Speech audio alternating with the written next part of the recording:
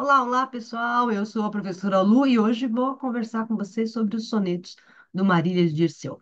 A gente vai nesse vídeo do soneto número 6 até o 10, tá bom? Aí ficam faltando mais quatro para encerrar o soneto e a ódio, beleza? Mas antes disso, dona Vinheta, apareça.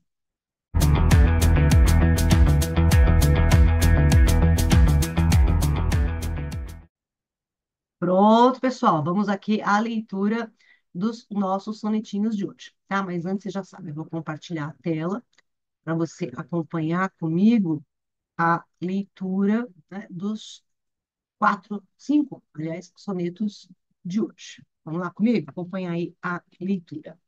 Ergue-te, ó pedra, e desde a margem fria que os muros banha a lusitana Atenas, mostra-me as desmaiadas açucenas do rosto que me ocupa a fantasia. Deixa que eu beije a mão que pôde um dia ceder de amor às lastimosas cenas, que entre as ânsias, a dor, a mágoa, as penas, renove a saudosa idolatria. Solto do véu mortal, ó feliz astro, une ao cadáver a truncada testa, levanta o belo colo de alabastro. Uma alma grande junto a ti protesta, fazer a glória da defunta Castro, a ilustre neta vez. Maria é esta. E aí a gente tem, na verdade, nesse soneto, algumas referências que são significativas, que vão ser complementares depois. Bom, começa aqui, ó. Erga-te, ó pedra. Engraçado, existe uma característica muito forte do Cláudio Manuel da Costa, que é o colega lá do Tomás Antônio Gonzaga, que é justamente a idolatria da pedra, né? A poesia do Cláudio Manuel tem muita pedra, muita paisagem áspera, né? Pétrea, né? Mineral, de Minas Gerais, tá certo? E ele fala, ergue-te, ó pedra. Então, você está falando com a pedra, repara aqui, ó, né? A pedra aqui é o vocativo, tudo bem? Ele está conversando com a pedra. E desde a margem fria, que os muros banha a lusitana Atenas, mostra-me as desmaiadas açucenas do rosto que me ocupa a fantasia. A açucena é uma plantinha, né, da florzinha e tal. Então, o que que ele está fazendo aqui? Ele está falando que ele quer ver as açucenas do quê? Do rosto que me ocupa a fantasia, quer dizer, o sonho. Ele vive pensando num rosto semelhante a uma flor, evidentemente é o rosto da amada dele, a Marília. Deixe que eu beije a mão que pôde um dia ceder de amor às lastimosas cenas. Então, pedra, deixe que eu beije a mão de quem? De quem ficou presenciando cenas tristes da minha vida, né? Provavelmente é essa amada aqui que lhe ocupa a fantasia. Que entre as ânsias, a dor, a mágoa, as penas, renove a saudosa idolatria. Então, veja, ele está vivendo o quê? Ânsias, dor, mágoa, pena, sofrimento, tá? Tudo isso aqui é o sofrimento do Dirceu. Tudo bem? Mas veja que entre esse meu sofrimento todo eu consiga ter a saudade renovada, essa idolatria saudosa, né? Todas as coisas positivas que ele falava, todas as coisas felizes que ele vivia, tá? Solto do véu mortal, ó feliz astro, une ao cadáver a truncada testa, levanta o belo de colo de alabastro. Bom, truncada aqui é cortada.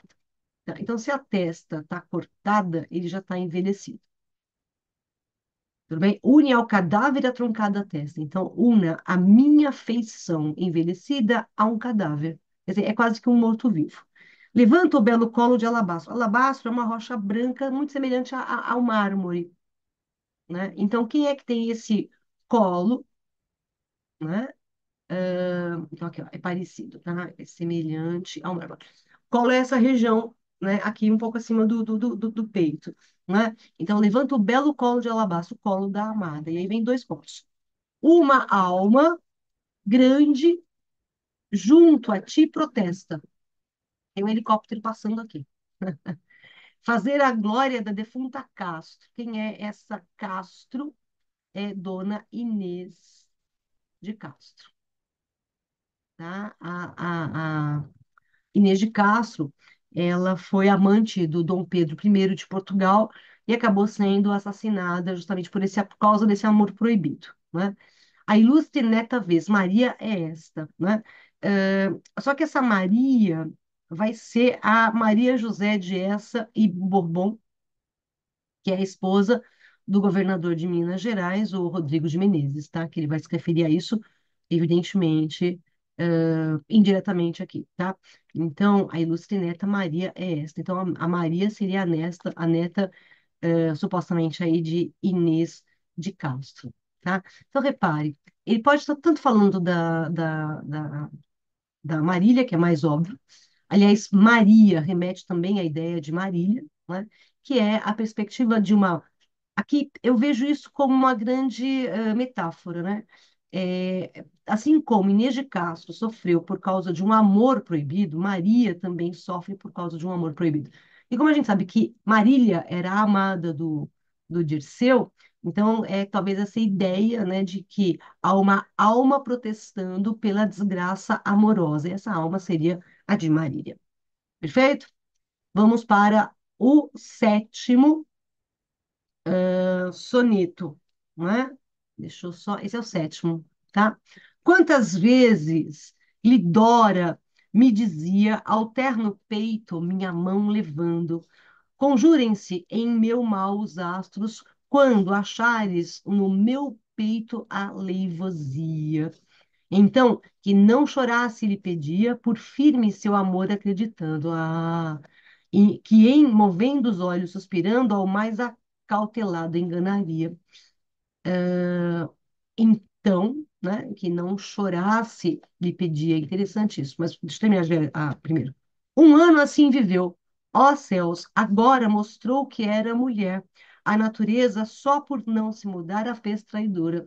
Não, não darei mais cultos à beleza, que depois de faltar à fé lhe dora, nem creio que nas deusas a firmeza. Bom, então aqui você tem uma outra amada, né, que é Lidora, tudo bem?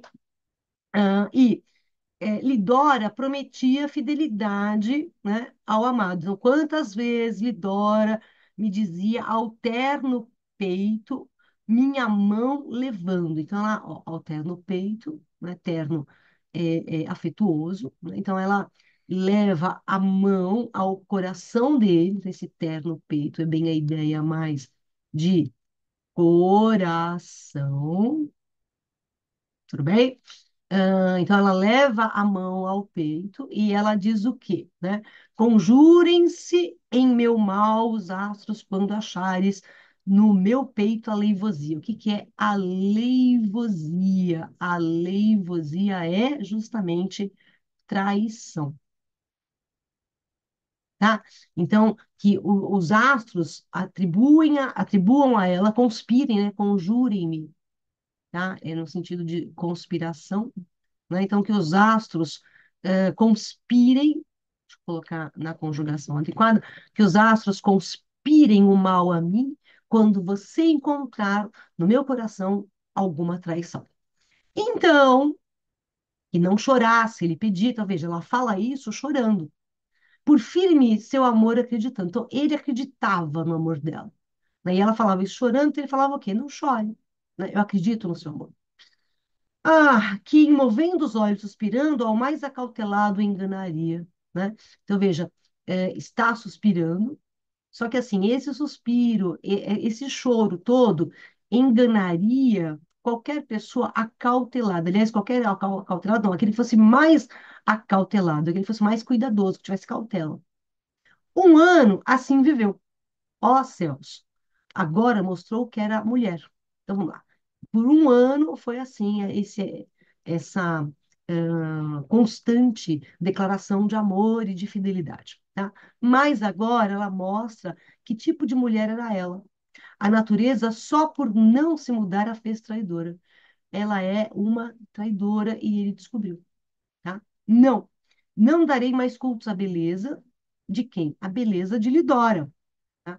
que depois de faltar a fé lhe dora, nem creio que nas deusas a firmeza. Então, veja lá, aqui você tem todo o processo de desilusão dele, né? Por quê? Porque ele descobriu, né, que ela traiu. Então, aqui você tem o processo de desilusão. Aí ele diz o quê? Não, não darei mais culto à beleza de quem? Da Lidora.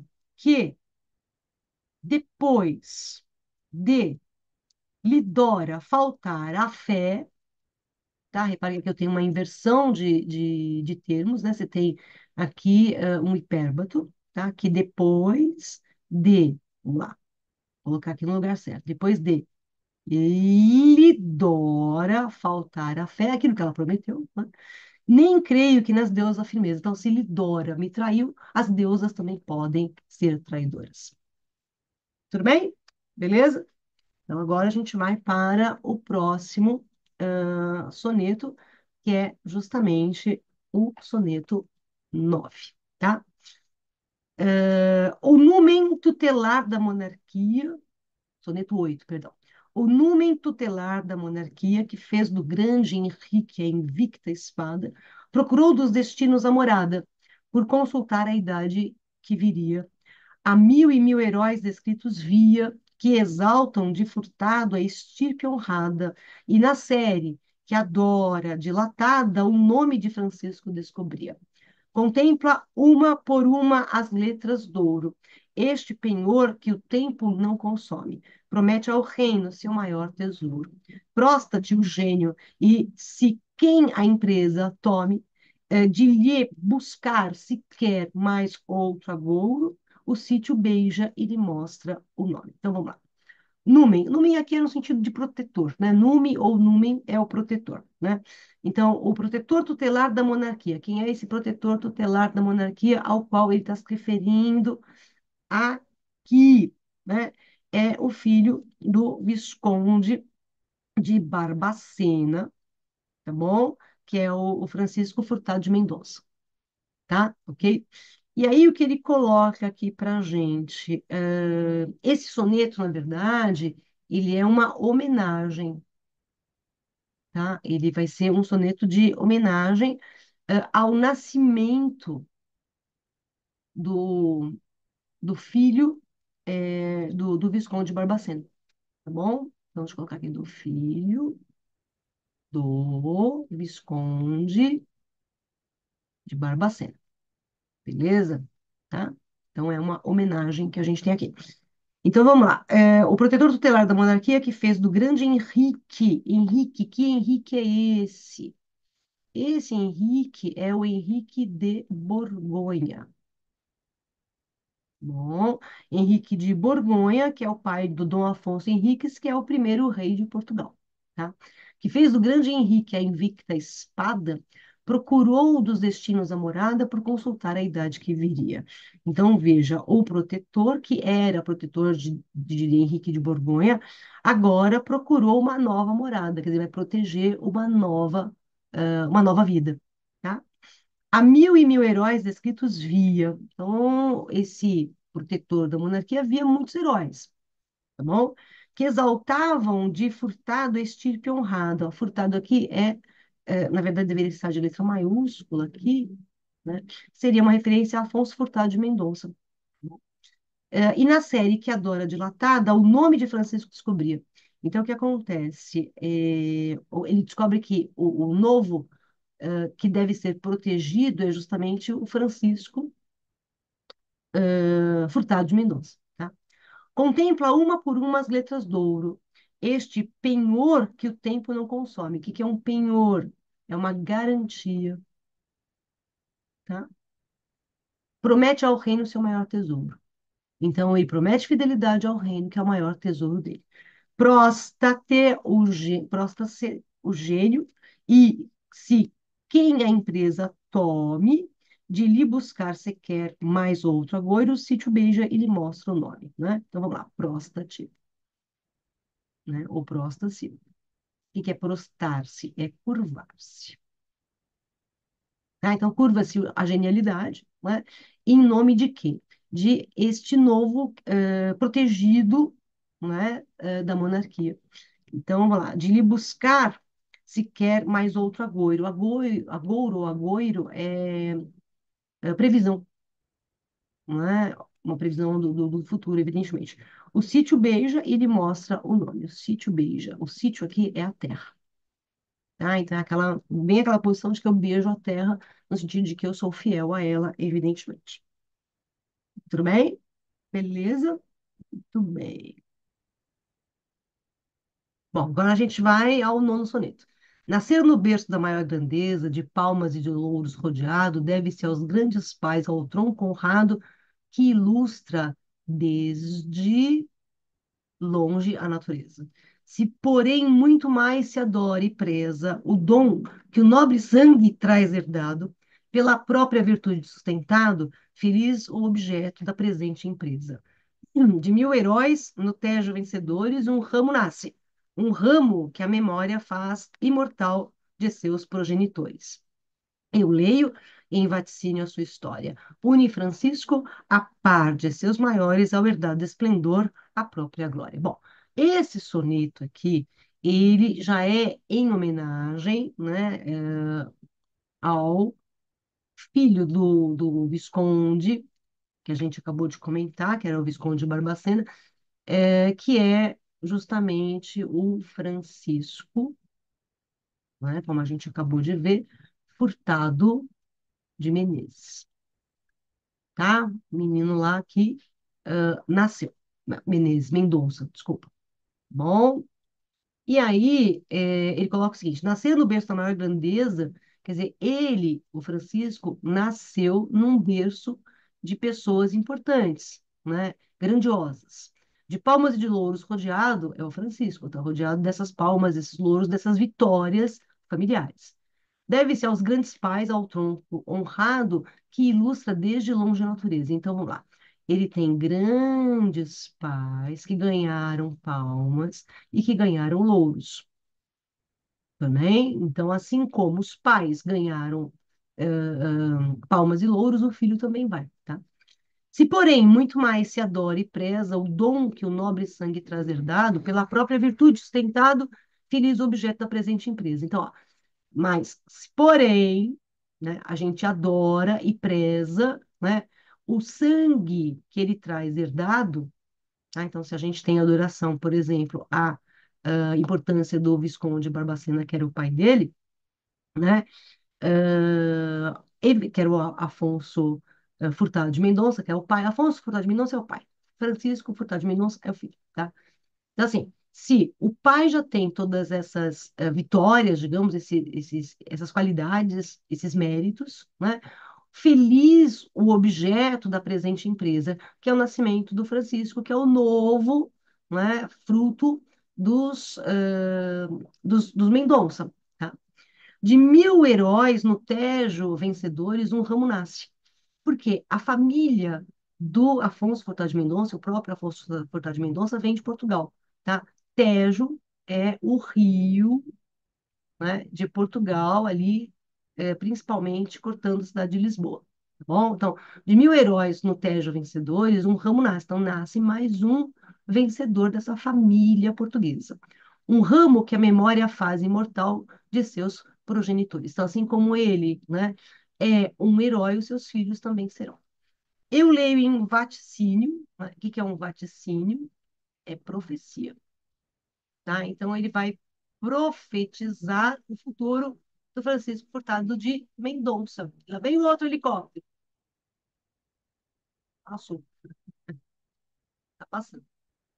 Então, vai, eu leio em profecia a sua história. Une Francisco a par de seus maiores ao herdado esplendor, a própria glória. Esplendor é brilho. Então, assim como ele herdou o brilho da família, do pai, ele também será brilhante.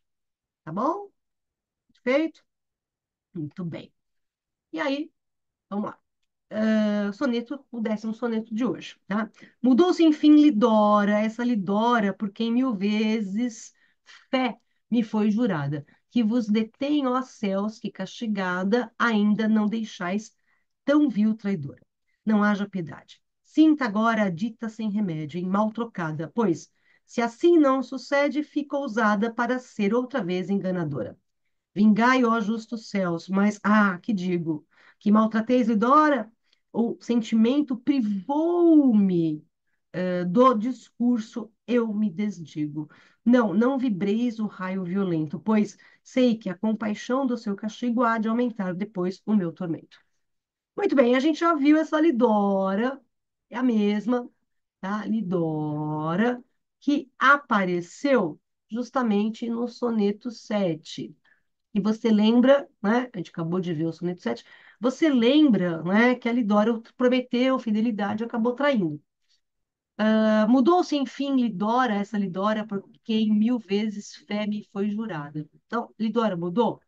Ela jurou fé e ela mudou. Ela não concretizou essa fé. Que vos detém, ó céus, que castigada ainda não deixais tão vil traidora. Então, ó céus, por que que vocês ainda não castigaram a vil traidora, que é quem? A Lidora.